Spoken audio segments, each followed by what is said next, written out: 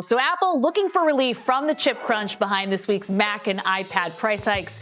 And I'm told by a person briefed on the discussions, that includes asking the administration for more flexibility to work with Chinese memory suppliers. And of course follows CEO Tim Cook telling the Journal just last week that all vendor options are back on the table. Now, the two key names in question are YMTC and CXMT, China's heavily state-backed domestic memory players. YMTC makes NAND flash storage, CXMT makes DRAM, the working memory. China's largest memory chipmaker has reportedly secured a deal worth nearly $3 billion from Tencent, one of the biggest technology companies in the country. Just days after reports said Apple was asking Washington for political clearance to buy memory from the same Chinese supplier, Changshin Memory Technologies, better known as CXMT, has landed what may be the strongest commercial endorsement in its history. The reported agreement covers more than 20 billion yuan, or roughly $2.94 billion, in DRAM chips for Tencent servers over several years. That memory will support cloud computing, databases, and artificial intelligence workloads. CXMT is no longer being treated only as a protected domestic challenger. It is becoming a supplier that major Chinese technology companies may be willing to depend on at enormous scale. If Tencent is prepared to commit billions of dollars to CXMT, could Apple be next? It is a story about how the global memory shortage, the AI infrastructure boom, and political pressure are rewriting the semiconductor supply chain. For decades, the DRAM market has been dominated by three companies. Samsung Electronics, SK Hynix, and Micron control most global production. That concentration gave them enormous influence over pricing, technology, and supply. When demand rises faster than new factories can respond, there are very few alternative suppliers capable of filling the gap. AI data centers are consuming huge amounts of advanced memory. Large models need memory close to processors so data can move quickly enough to keep expensive computing systems busy. Cloud companies also require conventional server DRAM for databases, virtualization, storage systems, and general computing. High bandwidth memory receives most of the attention because it sits beside advanced AI accelerators. And when the biggest technology companies build infrastructure at the same time, demand spreads across the entire market. According to the latest reporting, DRAM contract prices rose roughly 95% quarter over quarter during the first quarter of 2026. Used in iPhones, PCs, and servers. Both are young companies compared with Samsung, SK Hynix, and Micron, which built their businesses decades ago. But they are gaining share quickly. Counterpoint says YMTC now has 13% of the global NAND market, while CXMT has 8% of DRAM. CXMT also gaining ground fast, preparing for what could be mainland China's largest IPO in years. And Counterpoint is hearing from stakeholders in the supply chain that these Chinese memory names can Large cloud companies do not want to enter every quarter uncertain about price, availability, or delivery. And in some cases, they are willing to provide prepayments or commit years in advance to secure supply.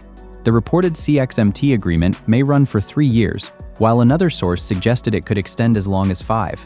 That means Tencent is not simply making a spot purchase to cover a temporary shortage. DRAM is one of the most difficult semiconductor businesses to enter. The product may look simple compared with a central processor or graphics chip, but manufacturing it profitably requires extraordinary precision. A memory producer must create billions of microscopic cells that store data reliably. Those cells must work at high speed, consume little power, survive repeated use, and maintain consistency across huge production volumes. That increases cost and makes it difficult to compete with established companies that have spent decades refining their processes. Its early products were aimed mainly at China's domestic market, and many international customers had little reason to take the company seriously. A company does not need to be the global technology leader to become strategically important. It only needs to offer acceptable products, meaningful capacity, and a willingness to sign contracts when other suppliers are constrained. The company reportedly held about 7.7% of the global DRAM market in 2025, making it the fourth largest producer. In a tight market, even a single-digit share can influence prices and customer negotiations. It currently operates major 12-inch DRAM fabrication plants in Hefei and Beijing, with combined output estimated at around 300,000 wafers per month. New facilities and additional expansion could eventually double that figure to approximately 600,000 wafers per month. The company is also developing operations in Shanghai, including DRAM production and high-bandwidth memory packaging. But Tencent's reported commitment gives CXMT something extremely valuable: demand visibility. It can help a manufacturer plan equipment purchases, staffing, material supply, and future process development. CXMT received approval in May for an initial public offering on Shanghai's Star Market. The company reportedly aims to raise 29.5 billion yuan. Investors want proof that growth is not based only on policy support or optimistic forecasts, and they want evidence that the company's products are important enough for large buyers to sign long-term commitments. Major Chinese technology companies are trying to reduce their exposure to foreign supply restrictions. Tencent, Alibaba, ByteDance, Lenovo, Xiaomi, and other firms all depend on semiconductors produced or controlled by companies outside mainland China. Export controls have already restricted China's access to advanced AI accelerators and semiconductor manufacturing equipment. Undercut incumbent suppliers by up to 30% depending on the contract. Now, Apple, it's been here before. 4 years ago, the company explored using YMTC chips in China-sold iPhones, then retreated under pressure from Washington. But the shortage is more severe now, and Apple has a lot less leverage with its traditional suppliers. That's why more tech companies are looking for alternatives. HP and Lenovo are both reportedly pursuing Chinese memory as a way to diversify supply. But this is not a quick swap. A cloud company cannot expand infrastructure if it cannot secure enough components. So Chinese technology firms have strong reasons to support a domestic supplier, even if that supplier remains behind the global leaders.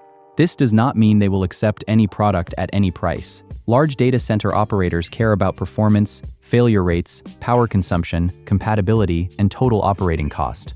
Server memory must run continuously under heavy workloads. A defective module can create outages, corrupted data, or expensive maintenance. Tencent therefore has to believe that CXMT can meet a meaningful standard. That is why the reported agreement is more important than a symbolic government order. Tencent is not buying memory for a demonstration project. It needs chips for real servers supporting real customers. The contract could therefore become one of the strongest tests of CXMT's manufacturing discipline. Success would generate more than revenue. It would create operational data. Every shipment provides information about defect rates, system compatibility, thermal behavior, and long-term reliability. That feedback can help CXMT improve future products.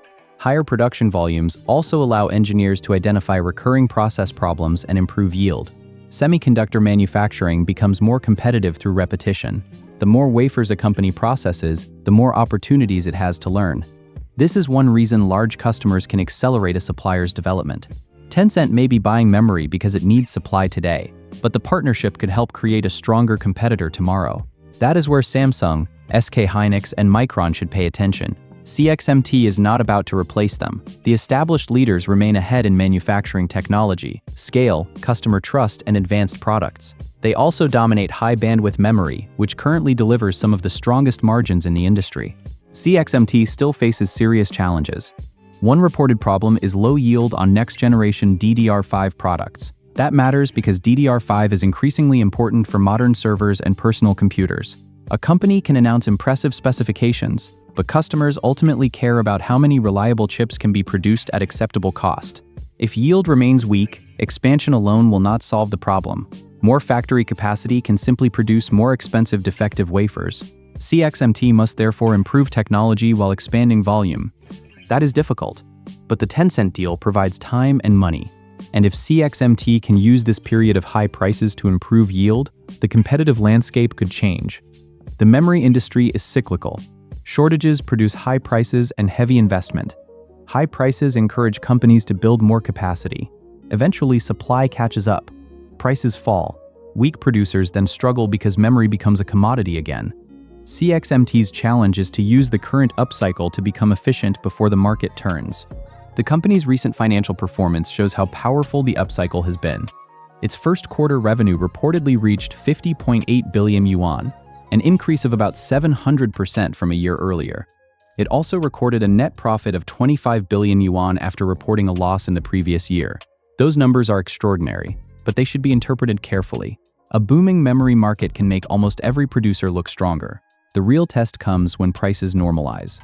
Can CXMT still compete when buyers have more options? Can it maintain margins?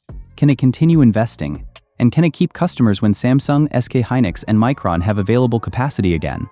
Tencent's long-term agreement may protect CXMT from some of that uncertainty. Now we come to Apple. Reports say Apple has been lobbying the United States government for clearance to purchase memory chips from CXMT. The request does not mean a contract has been signed. It does not mean CXMT memory is already inside MacBooks or iPads. And it does not mean Apple plans to abandon its current suppliers. Apple still depends on Samsung, SK Hynix, and Micron. But the company recently raised prices on several Mac and iPad models after memory and storage costs rose sharply. Qualifying a new supplier can take months to as long as 2 years with device testing, reliability checks, factory audits, and technical sharing.